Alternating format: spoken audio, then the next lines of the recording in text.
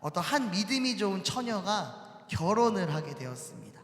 남편은요 저기 고향 시골 어느 곳에 살고 있어서 그 남편을 따라 시골에서 그 고향에서 가정을 꾸리게 되었다고 합니다. 그러나 시집 와서 보니까 남편의 집안이 불교 집안이었다는 거예요. 그리고 시어머니는 독실한 보살이었다고 합니다. 그래서 며느리는 처음에는 몰래 교회를 갔는데 시어머니의 반대에 부딪히고 말았다고 합니다. 그래서 교회를 갈 수 없었다고 해요. 그러니까 남편도 중간에서 얼마나 난처했겠습니까? 그래서 남편이 아내에게 이렇게 말했다고 해요.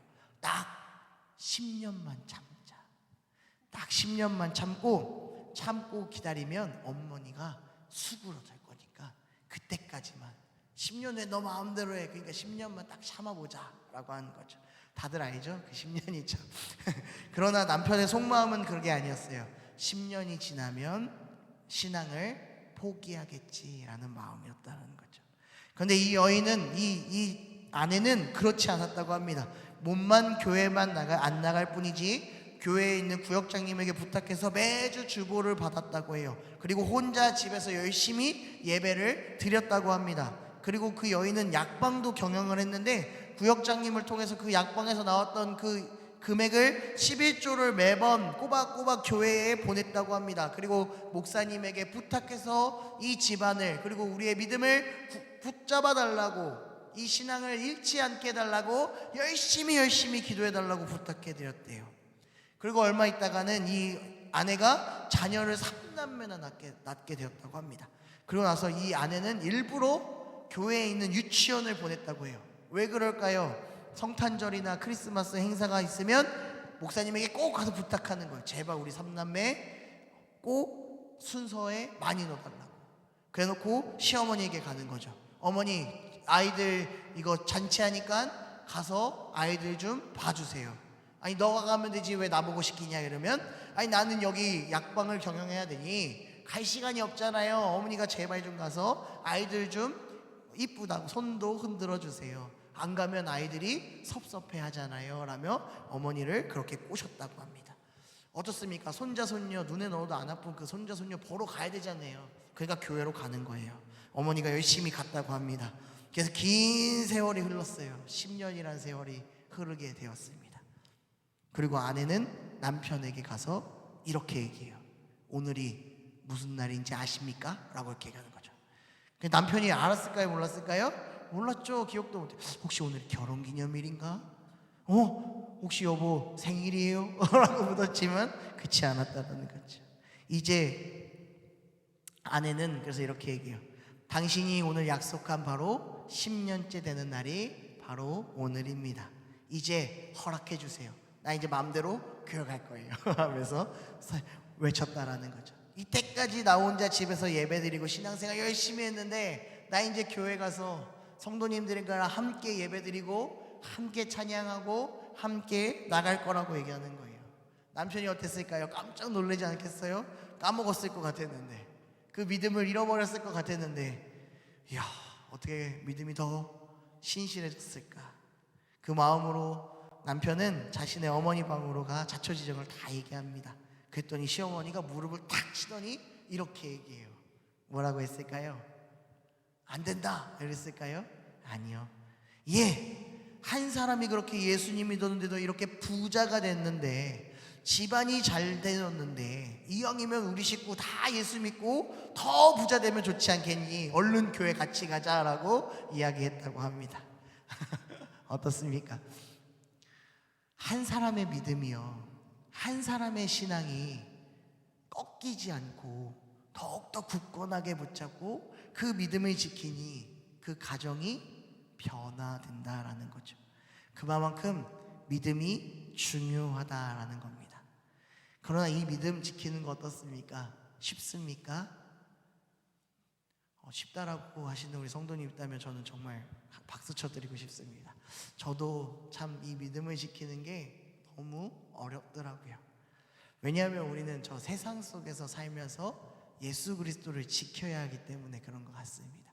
세상이 말하는 것, 세상이 추구하는 것, 세상이 말하는 것들이 하나님이 말하는 것과 너무 정반대여서 그 믿음 지키는 게 너무 어렵다라는 거죠.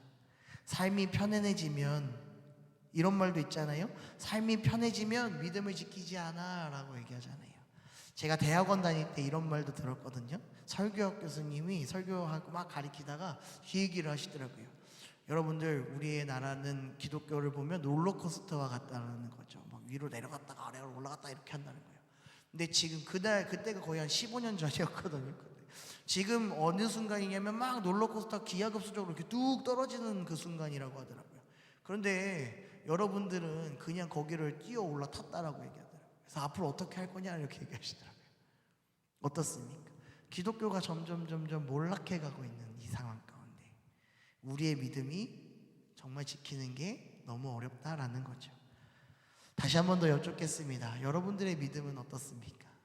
내가 예수님을 만나고 예수님과 함께 오랜 세월 신앙의 생활을 이어오던 지금까지의 내 믿음은 어떤 믿음으로, 그리고 얼마나 성장한 믿음으로 자리 잡고 있습니까?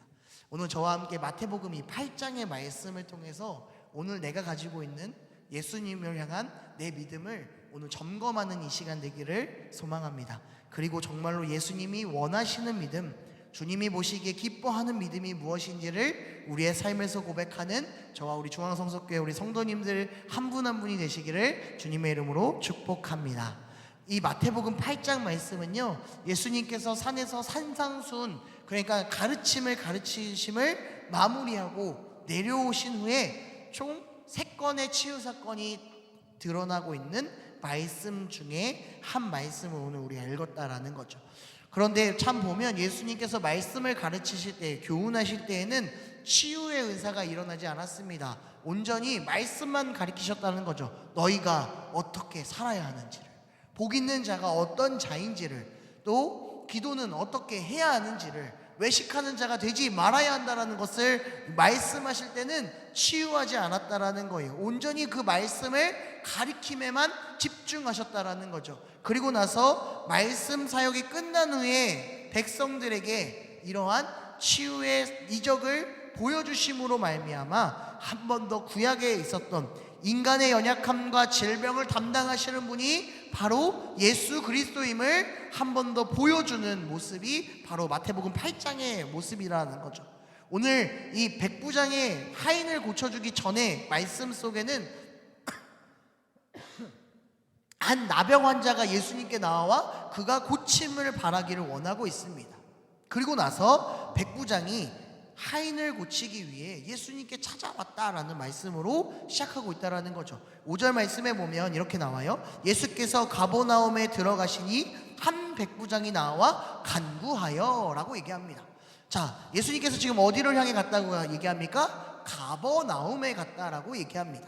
이 가버나움은요, 예수님이 갈릴리 사역하실 때에, 갈릴리 지역에서 사역하실 때에 중심적으로 했던 곳이 바로 가버나움이었고, 이 가버나움은 가장 큰 중심지였어요. 그리고 이곳에 로마의 군대가 주둔하고 있었다라고 하는 곳이 바로 지역이 바로 이 가버나움이었다라는 겁니다.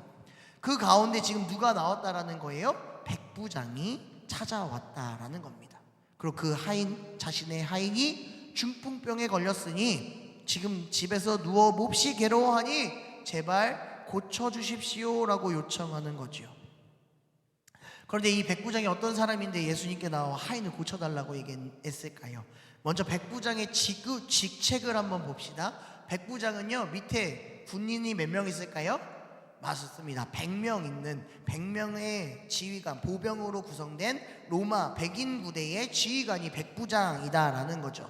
쉽게 말하면 지금 우리나라의 사적으로 보면 약간의 대위 정도, 아니면은 하급 장교나 하급 장교, 상사, 원사 같은 그러한 직책을 가지고 있는 군인이라고 볼 수 있는 거죠. 자, 방금 전에 제가 가버나움이 로마 군대의 주둔지라고 말씀드렸잖아요. 그러면 이 백부장은 어디 나라 사람일까요? 로마 사람이라는 것을 우리는 알 수 있습니다. 쉽게 말하면 이방 사람이라는 거예요. 이방인이 지금 누구에게 나왔습니까? 예수님에게 나왔다라는 거죠. 히브리 사람, 유대 사람이었던 예수님께 이방 사람이 나와서 얘기했던 게 뭐냐면 내 종을 고쳐달라는 거예요. 내 하인을요. 내 하인을 위해 지금 예수님 앞에 백부장, 지위가 있는, 내 권력이 있는, 내 직책이 있는 사람이 찾아왔다라는 겁니다. 근데 누가복음의 말씀에도 동일하게 이 말씀이 기록되어 있는데요, 누가복음 7장 2절 말씀에 보면 이 종을 백부장이 어떻게 생각하는지를 잘 나와 있다라는 거죠. 우리 같이 읽겠습니다. 시작. 어떤 백부장의 사랑하는 종이 병들어 죽게 되었더니 라고 얘기하는 거죠. 백부장이 어떻게 했다고요? 종을요? 사랑했다라고요.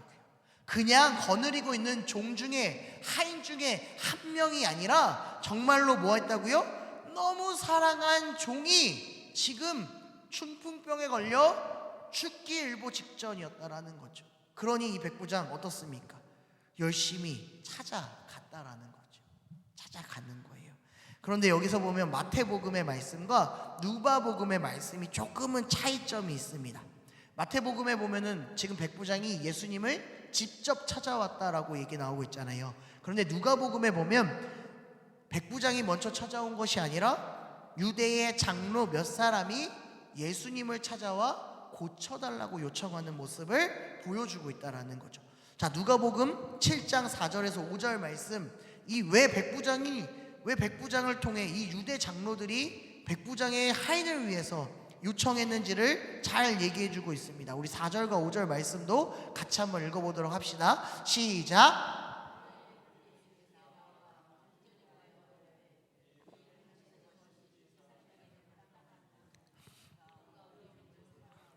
또한 우리를 위하여 회당을 지었나이다 하니, 원래라면요 이 유대인 장로들과 이방인들은 어떤 사람들이에요? 적대적인 관계예요.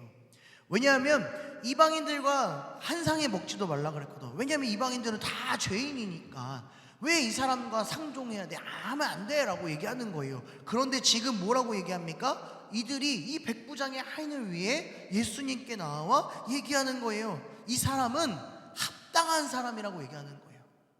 이 백부장은 합당한 사람이야. 뭘 했길래 합당하냐? 우리 민족을 사랑하는 사람이야. 또한 우리를 위해서 회당을 지어줬어 라고 얘기하는 거죠. 회당 짓는데 돈 많이 들겠죠. 우리 이방인이, 로마 사람이, 로마 군인이 이 유대인들의 회당을 지어주기 위해 자신의 재산을 내놨다라는 건 얼마나 큰 일 아니겠습니까? 그러니 이 누가복음에서도 지금 유대의 장로들이 나와서 얘기해주고 있다라는 거예요. 근데 마태복음에는 이 얘기가 없잖아요. 그 이유는 뭐냐? 바로 믿음을 얘기하고 주고 싶었기 때문입니다. 유대인과 백부장의 믿음을 비교하기 위해서 쓰지 않았다라는 거예요. 지금 이 마태복음은요, 이 유대인들, 구약시대에 젖어있던 그 유대인들을 위해서 마태가 쓴 책이잖아요. 그러니 너희들이 가지고 있던 믿음, 너희가 말하고 있는 그 믿음이 온전한 믿음이 아니다. 그 믿음이 하나님이 보시기에 기뻐하는 믿음이 아니다. 지금 누구의 믿음을 더 기뻐하신다고요? 이 백부장의 믿음, 정말 하인을 위해서 예수님을 찾아오는 그 백부장의 믿음을 더욱더 강조하기 위해서 유대인의 장로들의 마음을 쓰지 않았다라는 겁니다. 다른 사람을 시키지도 않았어요. 하인 100명이나 있는데 그 중에 한 사람 시켜서 얼른 가서 좋은 사람 데리고 와라, 얼른 소문을 들어서 예수님이라는 사람 데리고 와라고 하는 게 아니라, 지금 내가 이 어린 하인을 위하여 발벗고 나서서 뛰어가 예수님을 찾았다라는 거예요. 우리의 믿음의 시작은 뭡니까? 바로 예수님께 찾아가는 것이 첫 번째 시작이다라는 겁니다. 나를 위해 움직이는 게 아니라 누구를 위해요? 내 사랑하는 내 하인을 위해서. 사랑하는 성도 여러분, 혹시 여러분들이라면 종이 다쳤어요, 종이 아파해요, 죽음이 눈앞에 있어요. 그러면 여러분들은 어떻게 하시겠습니까? 이리저리 뛰어다니며 약방이나 병원이나 이런 데를 찾아가시겠습니까? 아니면 그냥 사람 하나 시켜서 얼른 병원에 데리고 가라 이러시겠습니까? 아마도 이 백부장처럼 발벗고 뛰어다니는 사람 몇 사람 없을 거예요. 저희 나라는 유교 사상이 너무 강해서 양반 가문이면 하인들은 뭐 사람 취급도 안 하는 그 나라였잖아요. 그러니 알아서 되겠지 하지 않겠어요. 사극이나 드라마 영화 같은 데도 봐도 하인이 아픈 거는 아픈 것도 아니라 얼른 가서 일하라고 내쫓는 많은 나쁜 사람들 많이 나오잖아요. 그게 우리의 마음속에도 자리 잡고 있지 않습니까? 그런데 이 백부장은 그러지 않았다라는 거죠. 무엇보다 사람의 생명을 소중하게 여기는 사랑하는 마음을 가졌다라는 겁니다. 사랑하는 성도 여러분, 이 백부장과 같이 우리도 사람을 먼저 사랑하는, 정말 하나님이 만들어주신 모든 이웃을 사랑하는 마음을 먼저 갖는 우리 성도님들의 믿음이 되시기를 소망합니다. 예수님께서도 늘 말씀하시는 것이 그거잖아요. 하나님을 사랑한 것 같이 내 이웃을 사랑하라 라고요. 저는 우리 중앙성서교회 와서 사실 놀란 것이 하나 있었어요. 이번에 우리 권사님 중에 한 분이 아파서 수술을 하고 병원에 입원했다는 소식을 듣게 됐어요. 그랬더니 우리 권사님들이며 집사님들이 너나 할 것 없이 매일같이 찾아가서 뭐 말벗도 해드리고 권면도 해주고 위로도 했다라는 소식을 듣게 됐어요. 그래서 목사님이랑 같이 병원에 갔더니 저희를 되게 째려보더라고요. 그 환자 너무 자주 와서 막 시끄럽고 막 이래서 뭐 그 환자만 제한을 줬다라는 거예요. 그래서 아이고야, 얼마나 많이 왔으면 얼마나 그렇게 귀하게 생각했으면 그랬을까라는 생각이 듣게 되었습니다. 근데 얼마나 귀합니까? 내 옆에 있는 권사님이, 집사님이 아파서 못 나오니 바리바리 싸들고 가서 위로하고 걸어야 된다 얘기하고 운동해야 된다 얘기해 주시면서 얼마나 그들을 사랑하는 모습이 보인 것 아니겠습니까? 이게 사랑이 없으면 절대 할 수 없잖아요. 내가 그 영혼을 사랑하지 않는데 어떻게 찾아가서 말도 하고 붙일 수 있겠습니까? 사랑하니까, 믿음이 있으니까 믿음의 모습이 아닐까 싶습니다. 이 모습이 더 많은 사람들을 위로하며 기도하는 자리로 이어지는 우리 중앙성서교회가 되기를 소망합니다. 이미 여러분들은, 우리 성도님들은 다 가지고 있어요. 이 믿음을 다 가지고 있어요. 그런데 우리는 늘 바라는 것이 있어요. 뭐냐면, 주님 나에게 찾아와 주셔서 제발 나를 고쳐달라고, 제발 나에게 좀 오셔서 내 문제 좀 해결해 달라고 꼭 오시기만을 기다리고 있다라는 거죠. 그런데 백부장은 또 그러지 않아요. 백부장, 예수님께서 뭐라 그러냐면 백부장의 이야기를 듣고 내가 가서 고쳐주겠다라고 얘기합니다. 그랬더니 백부장이 고백합니다. 8절 말씀이에요. 우리 같이 8절 한번 읽어보죠. 시작. 백부장이 대답하여 이르되 주여, 내 집에 들어오심을 나는 감당하지 못하겠사오니 다만 말씀으로만 하옵소서. 그러면 내 하인이 낫게 사옵나이다 라고 얘기하는 거죠. 내 집에 얼른 오셔서 제발 내 하인 고쳐주세요 라고 얘기하는 게 아니라, 하나님, 예수님, 주님, 내 집에 오는 게 내가 너무 부끄럽습니다. 그러니까 말씀만 해주세요. 그러면 내 사랑하는 하인이 나을 줄로 믿습니다 라고 고백하는 거죠. 군대 장관인데, 예수님은 저기 유대인인데 하대할 수 있잖아요. 빨리 와 라고 했었잖아요. 그런데 오히려 역전됐죠. 바뀌게 얘기하죠. 더 자신을 낮추는 거예요. 왜 그렇습니까? 이 예수님이 내 하인을 고쳐줄 분이라는 사실을 믿었기 때문인 거죠. 겸손의 모습으로 고백한다라는 거죠. 또 다른 모습으로 생각하면요, 이 백부장이 유대인의 관습을 잘 알고 있었다고도 볼 수 있어요. 유대인들은 이방인들과 식사하는 거나 그 집에 들어가는 것을, 교제 맺는 것을 금지했다라고 얘기했잖아요. 그러니까 예수님이 이렇게 되면 유대인들에게 손가락질 당하고 욕먹을 것을 알았기 때문에 제발 오지 마시옵소서, 말씀만 해주시옵소서 라고 말하는 걸 수도 있다라는 거죠. 그러니까 이 백부장이 얼마만큼 하나님에 대해서 믿음을 지키고 그 주님이 진짜 메시아임을 인정하고 나아갔다라는 것을 볼 수 있다라는 겁니다. 그러니 예수님께서 이 백부장의 고백을 듣고 뭐라고 얘기합니까? 이스라엘 중에 아무에게서도 이만한 믿음을 보지 못하였노라 라고 얘기하는 거예요. 우리는 꼭 봐야지만 믿습니다. 꼭 내가 경험해야지 믿습니다. 그런데 주님의 말씀은 경험이 아닌 그 말씀만으로도 믿었을 때 그만한 믿음이 없다라고 주님이 칭찬해 주신다라는 겁니다. 사랑하는 성도 여러분, 오늘도 주님은 우리에게 말씀해 주십니다.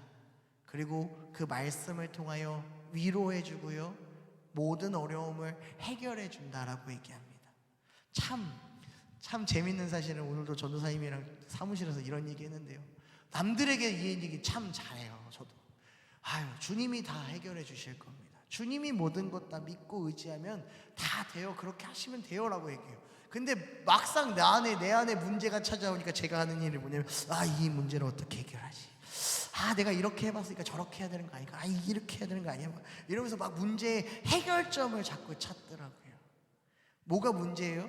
여호와 하나님의 말씀이 내 안에 있으면 다 해결될 줄로 믿으면 되는데, 저는 또 뭐 하고 있다고요?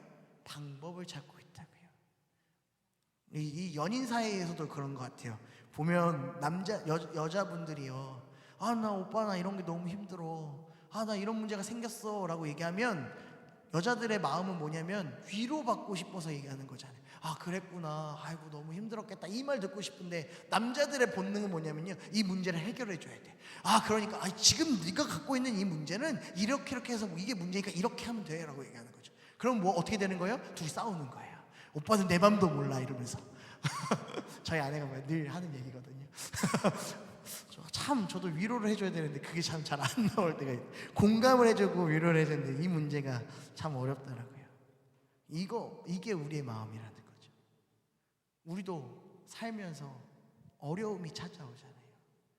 정말 앞이 깜깜한, 어디로 가야 할지 모르는 그 어려움 속에 우리는 늘 방법만을 찾고 있다라는 거죠.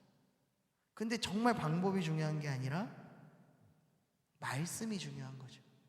주여 말씀하여 주시옵소서. 내가 그 말씀대로 믿겠습니다. 그 말씀대로 순종하겠습니다. 주의 말씀이 있다면 그대로 이루어질 줄로 믿습니다라는 믿음의 고백이 우리에게 있기를 소망합니다. 말씀밖에 없습니다. 우리의 삶의 고백이 늘 말씀 안에서 이루어지기를 소망합니다. 그 말씀을 믿는 게 참된 믿음이요, 그 말씀을 의지하는 것이 굳건한 믿음의 모습일 것입니다. 제가 제 얘기를 참 많이 하는데요, 저번에도 언제 한번 얘기했을 거예요. 저는 참 군대를요 누구보다도 편하게 갔다 왔습니다. 누구는 다들 얘기하지만 군대는 제일 힘들게 갔다 왔다는 게 자신의 군대 생활인데, 저는 늘 쉽게 갔다 왔다고 얘기를 해요. 되게 편하게 갔다 왔거든요. 그런데 사실 어려움이 없었던 건 아니었어요. 제 안에서도 참 많은 어려움들이 있었고, 1년 동안 있었던 부대에서 전출당해서 다른 부대도 옮기게 되었던 적도 있었고요. 옮기면서 그날 밤에 펑펑 울었던 것 같아요. 하나님, 왜 내가 다른 사람들도 다 똑같이 했던 게 왜 나한테 이런 일이 일어났냐고. 정말 좋았거든요. 막 뜨거운 물도 펑펑 나왔던 그 경찰서 안에 있다가 이제 막 100명 넘는 그 컨테이너 박스로 옮기고, 막 뜨거운 물도 앞에서 쓰면 막 찬물만 나오는 그런, 솔직히 말하면 구닥다리 부대에 가서 되게 힘들었거든요. 몰랐어요. 왜 나에게 이런 어려움이 있냐. 하나님 왜, 정말 원망 많이 했거든요. 근데 그 문제가 제 안에 큰 문제가 아니었어요. 하나님은 다른 문제를 해결해 주셨어요. 뭐냐면 1년 동안 저는 주일날 예배를 제대로 나가본 적이 없었어요. 그 경찰서 안에 예배당이 없었고요, 예배 드리는 사람이 없어서 주일날 항상 저는 그냥 생활만 했던 것 같아요. 그래서 휴가를 항상 주일날 껴서 늘 나와서 교회에 나갔지만 그것으로는 채워지지 않았었던 것 같아요. 근데 참 재밌었던 거는 부대를 옮기고 나서 그 전에 있었던 지역에 있었던 교회에서 버스가 와서 저를 태워서 예배드리게끔 하더라고요. 그때 첫날 예배드렸을 때 제가 찬양 시간에 이 찬양을 듣고 정말 펑펑 울었거든요. 그 찬양이 뭐냐면 주님 말씀하시면 이란 찬양이었어요. 주님 말씀하시면 내가 나가리다. 주님 뜻이 아니면 내가 멈춰서리다. 나의 가고 서는 것 주님 뜻에 있으니 오 주님 나를 이끄소서. 주님 말씀 이 찬양이 들었는데 왜 이렇게 막 눈물만 나더라고요. 아, 그냥 잘못된 게 문제가 이 문제가 아니었구나. 정말 주님의 내 근본적인 문제를 늘 그때 기도했던 것 같아요. 하나님 예배드리고 싶다고, 주님 주일날 하나님께로 나아가고 싶다고. 그랬던 그 문제들이 하나님이 해결해 주시더라고요. 그래서 결국은 옮기고 나서도 되게 잘 편하게 살았어요. 잘 지냈어요. 하나님이 다 이끌어 주셨고 하나님의 뜻하신 대로 나를 해결해 주셨다라는 거죠. 하나님은 늘 우리에게 얘기합니다. 내가 너희의 믿음을 본다라고요. 오늘도 백부장의 믿음, 그 고백의 믿음, 그 예수 그리스도를 향한 믿음이 그 사랑하는 종을 고쳐주셨다라는 거죠. 내 믿음이 내 믿음대로 될지어다라고요. 우리의 믿음대로도 모든 일이 될 줄로 믿습니다. 근데 그 믿음이 내 원함이 아닌, 내 뜻이 아닌 누구의 뜻대로요? 여호와 하나님의 뜻대로, 여호와 하나님의 말씀대로 이루어질 때 그 믿음이 더욱더 굳세고 그 믿음대로 될 줄로 믿습니다. 마지막으로 우리 히브리서 11장 6절 말씀을 함께 고백하기를 소망합니다. 우리 같이 읽겠습니다. 믿음이 없이는 하나님을 기쁘게 하시게 하지 못하나니 하나님께 나아가는 자는 반드시 그가 계신 것과 또한 그가 자기를 찾는 자들에게 상 주시는 이심을 믿어야 할지니라. 아멘. 믿음이 모든 것을 이길 수 있습니다. 믿음이 모든 대로 뜻대로 이루어질 줄로 믿습니다. 주님이 주시는 그 말씀 더욱더 붙잡아 나중에 주님이 주시는 그 상을 받는, 모든 상을 받는 우리 중앙성수교회 성도님들 한 분 한 분이 되시기를, 그 믿음으로 더욱더 전진해 나아가기를 주님의 이름으로 축복합니다. 우리 함께 기도하겠습니다. 하나님은 우리의 믿음을 보신다 말씀합니다. 내가 더욱더 주의 말씀을 붙잡고 그 말씀만을 가지고 믿음을 굳건하기를 소망합니다. 내 생각과 내 뜻대로 사는 것이 아닌 온전히 하나님의 뜻과 하나님의 계획하심 속으로 우리를 인도하사 주님의 기쁨이 되며 주님의 크신 영광이 우리의 삶에 드러나기를 소망하오니 주여 우리와 언제나 함께하여 주옵소서. 감사합니다. 예수님의 이름으로 기도드립니다. 아멘.